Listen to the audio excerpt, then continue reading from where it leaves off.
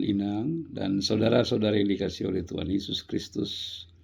Kita bersyukur memasuki hari yang baru dan itu adalah karena kasih Tuhan. Dan sebelum mengawali tugas, memulai aktivitas kita di sepanjang hari ini, marilah kita mendengarkan firman Tuhan. Kita awali dengan doa. Kasih karunia dan damai sejahtera dari Tuhan Allah Bapa kita dan dari anaknya Tuhan Yesus Kristus menyertaimu. Amin. Salam, mari kita mendengarkan sabda Tuhan, firman kehidupan di hari ini, Rabu 8 Maret 2023, yang tertulis pada Injil Yohanes pasal 3, ayatnya yang ke-30. Demikian bunyinya, ia harus makin besar, tetapi aku harus makin kecil. Ia harus makin besar, tetapi aku harus makin kecil. Ini adalah pernyataan Yohanes sebagai sebentuk tuntunan bagi orang-orang yang telah mengikut dia dan sebagai sebuah pandangan iman kepada mereka yang telah memiliki minat dan perhatian dari khotbah yang disampaikan oleh Yohanes Pembaptis.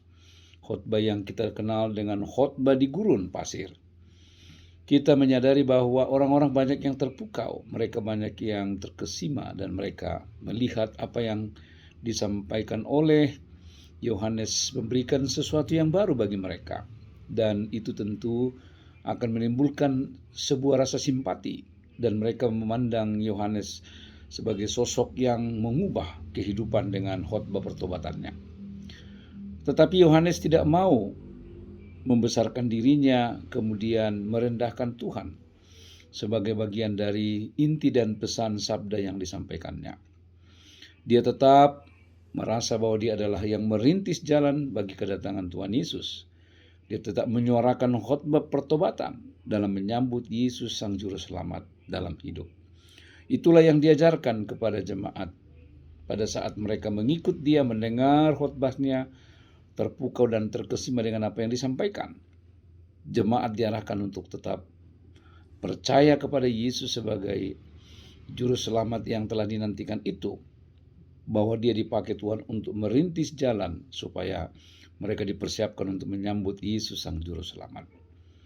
Khotbah ini tentu sekali merupakan sebuah pesan untuk kita, terutama jemaat Tuhan, dalam konteks kepelbagaian kita, dalam konteks kehidupan kita. Betapa kita seringkali merasa terkesima, terpesona, kita begitu kagum dengan penyampaian khotbah yang disampaikan oleh hamba-hamba Tuhan. Kita seringkali merasa takjub dengan berbagai mujizat-mujizat yang diizinkan Tuhan terjadi oleh hamba-hamba Tuhan.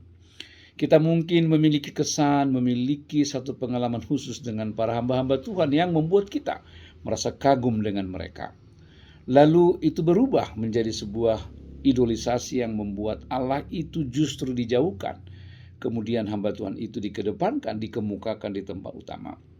Khotbah ini mengingatkan gereja bahwa kita memiliki keyakinan yang sungguh-sungguh kepada Yesus Kristus. Hamba Tuhan adalah hamba yang sangat terbatas, hamba yang penuh dengan kelemahan. Mereka mengkhotbahkan Yesus Juru Selamat itu.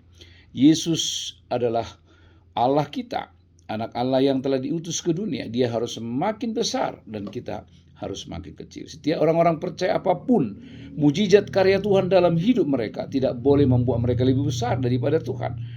Tetapi kita diajarkan supaya Allah lebih besar, Tuhan Yesus dalam seluruh pemberitaan kita, haruslah menjadi alamat dari setiap sabda yang kita sampaikan. Mudah-mudahan ini boleh menguatkan kita, mengingatkan semua orang-orang percaya, apapun pengalaman-pengalaman hidup kita, mujizat, kebesaran karya Tuhan dalam hidup kita, kita tidak boleh mengubah, menempatkan diri kita lebih utama dan membuat diri kita lebih daripada Tuhan, tetapi itu adalah berkat kasih karunia dan berkat pertolongan Tuhan. Kiranya gereja diberikan sebuah pemahaman yang benar bahwa Tuhanlah yang harus dimuliakan dalam setiap kehidupan kita, kesaksian pekerjaan karya kita, supaya namanya selalu diagungkan. Kiranya Tuhan Yesus memimpin dan menyertai kita di sepanjang hari ini, menyambut Dia sebagai Allah kita, memuliakan namanya karena Dialah yang berkarya, yang memungkinkan kita, memampukan kita meraih kehidupan yang lebih baik, meraih segala cita-cita, meraih segala mimpi sehingga itu boleh tercapai karena karya Tuhan. Yesus Kristus menyertai kita. Amin. Mari kita berdoa. Ya Allah Bapa di sorga, ajar kami untuk selalu setia, ajar kami untuk selalu rendah hati, bahwa apapun yang kami lakukan adalah berkat kasih dan karunia Tuhan. Ajar kami untuk selalu setia kepadamu Tuhan. Biarlah kami semakin direndahkan dan Tuhan semakin dimuliakan. Ajar hamba-hambamu mereka untuk tetap setia dan mengedepankan bahwa Tuhanlah yang berkarya.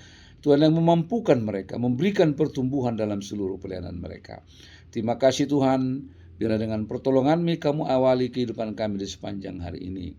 Dalam Kristus Yesus kami berdoa dan bersyukur. Amin. Anugerah Tuhan kita Yesus Kristus, kasih setia Allah Bapa dan persekutuan dengan Roh Kudus menyertaimu hari ini sampai selama-lamanya. Amin.